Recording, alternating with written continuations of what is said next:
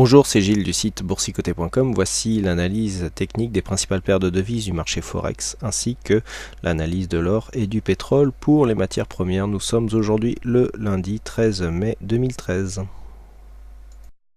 Et nous commençons tout de suite par la paire de devises euro-dollar, donc qui confirme ici sa cassure baissière, puisque suite à la sortie ici de cette phase de tendance haussière que nous avons eu jeudi, le cours est venu marquer ici un nouveau plus bas du point de vue de la tendance. Donc on a cassé deux points bas significatifs ici, à savoir cette phase de contact que nous avions qui a fait suite ici à la cassure du support des 1,3042 et le plus bas de cette bougie ici suite à la cassure donc des 1,2969 et le plus bas de la bougie se situait à 1,2955. Nous sommes venus ici marquer un contact avec le support des 1,2942, double contact pour l'instant, mais en l'absence de rebond technique, alors que les indicateurs nous montrent un petit peu la possibilité de ce rebond qui n'apparaît pas. On attendait un rebond ici vers les 1,30, voire même vers la moyenne mobile 20 exponentielle. Ce rebond n'apparaît pas, donc lorsque nous avons une telle configuration avec une phase de baisse assez dynamique, un rebond technique qui se présente ici sur les indicateurs et qui n'apparaît pas sur les graphes, cela implique qu'il y a toujours une forte pression baissière sur ce mouvement très court terme et que donc la dynamique devrait repartir. Donc on peut attendre ici soit une petite remontée sur les 1,30 voire 1,3007, soit un contact sur la moyenne mobile 20 exponentielle pour essayer de suivre cette tendance avec un point d'entrée le meilleur possible. Quoi qu'il en soit, donc sur cette rupture, l'euro-dollar est en train de passer en tendance négative puisque nous avons cassé des points bas significatifs. Donc à voir ici si le prochain point haut, s'il devait y en avoir un, confirmerait ce retournement de tendance. Sur le câble, donc la paire livre sterling contre dollar américain, nous avons une confirmation de cette cassure ici. Donc on est un petit peu dans l'épaisseur du trait vendredi. Donc là clairement on a une cassure. J'ai rajusté légèrement ce support pour qu'il soit vraiment significatif. On a vraiment une cassure de dynamique ici, alors qui se conjugue avec ici la cassure du 61,8 qui avait été attaqué dès vendredi. Donc on peut considérer ici qu'il y a cassure avec retour sous l'ancienne résistance et donc accélération. Donc là clairement l'objectif devient ici les 1,5197, donc quasiment les 1,52. C'est vers cette zone que se dirige ici les cours donc du câble.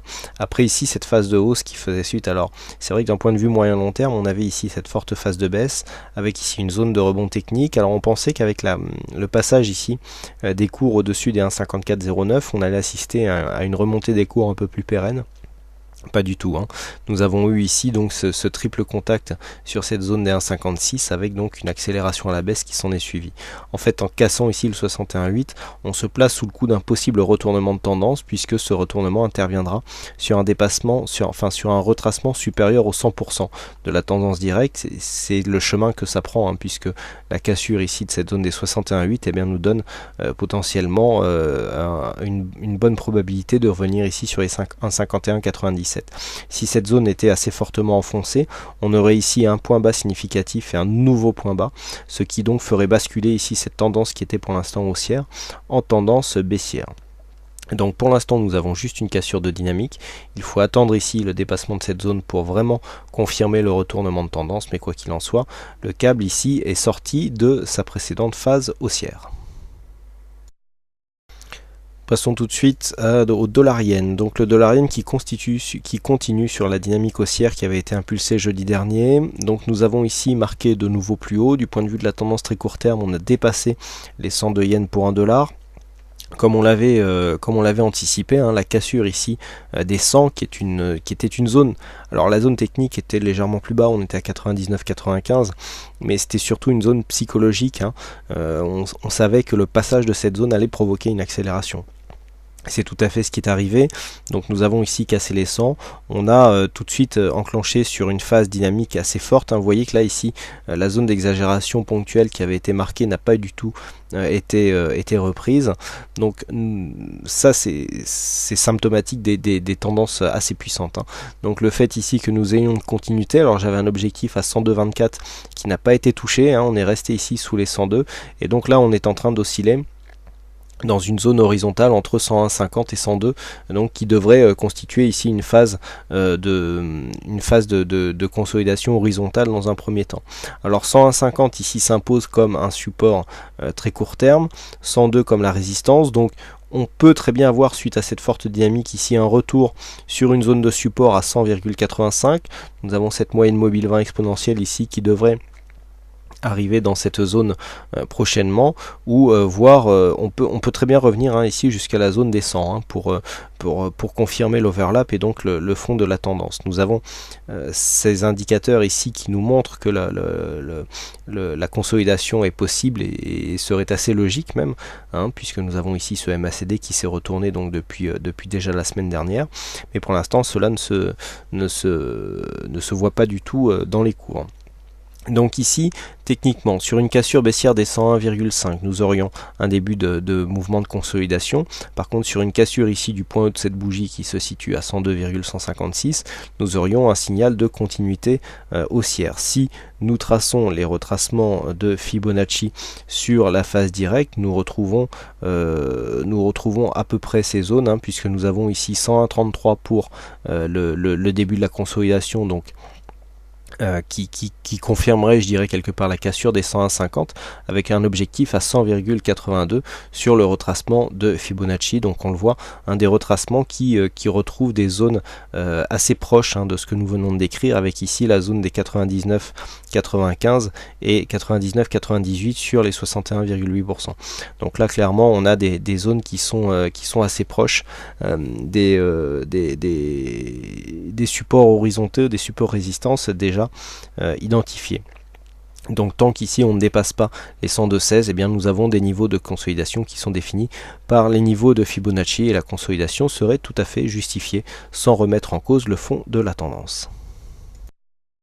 Sur les matières premières, nous commençons par l'or, avec donc l'or qui a cassé ici sa zone des 1440. Je vous avais dit que c'était une zone d'alerte baissière, puisque nous avions ici ce range d'évolution qui faisait suite à un mouvement dynamique, très dynamique, donc qui est orienté à la baisse sur le moyen long terme, suivi d'un rebond technique.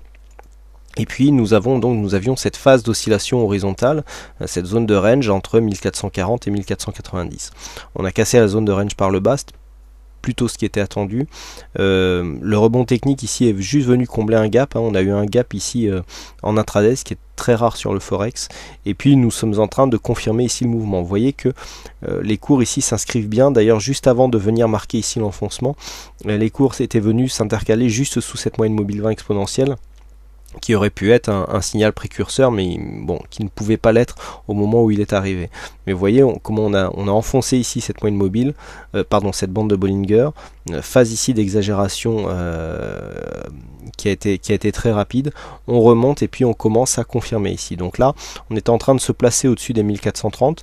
L'objectif devient clairement ici la zone des 1403 et voire même ici 1380 $ l'once pour l'or. Donc premier objectif ici à atteindre sur une accélération baissière se situerait à 1403,70. Et enfin je termine par le WTI, donc le WTI qui est en train de marquer qui va marquer certainement un test ici avec cette zone de support. Donc on voit bien ici que depuis ce point haut ici, on n'a pas réussi à casser cette zone des 97 $ le baril. On revient ici tester le support. Ce test se fait ici dans une phase où les indicateurs sont pas en surachat, sont pas en survente. Personnellement, j'avais anticipé une cassure, donc pour l'instant le support tient bien. Mais on est remonté ici donc sur la cassure de cette zone directe. On avait ici une zone très intéressante à 95 $ le baril. On était au-dessus de la moyenne mobile 20 exponentielle. D'un seul coup ici on casse. On vient ici attaquer fortement la bande de Bollinger inférieure. On casse ici une zone de point bas à 94,96. On remonte sous la moyenne mobile 20 exponentielle et pour l'instant on reste sous cette moyenne mobile pour la majorité des bougies. Donc clairement ici on est en train de préparer un signal baissier et dans ce cadre, c'est cette moyenne mobile qui fait office de point d'entrée. Donc là on vise la cassure de ce support. Si les cours venaient à repasser durablement ici sous 95, c'est inéluctable, hein, on aurait une cassure de cette zone de support. Et donc suite à cela, eh bien, nous avons des objectifs. Premier objectif ici 93,86 et deuxième objectif ici 92 $ le baril. Ce mouvement serait invalidé sur une cassure de cette zone ici des 97 $ le baril. Voilà ce que l'on peut dire sur cette analyse technique Forex et matières premières. Il ne me reste plus qu'à vous souhaiter à toutes et à tous une bonne soirée. Bonne chance dans vos prochains trades et on se donne rendez-vous dès demain pour d'autres analyses techniques en vidéo. Bonsoir à tous.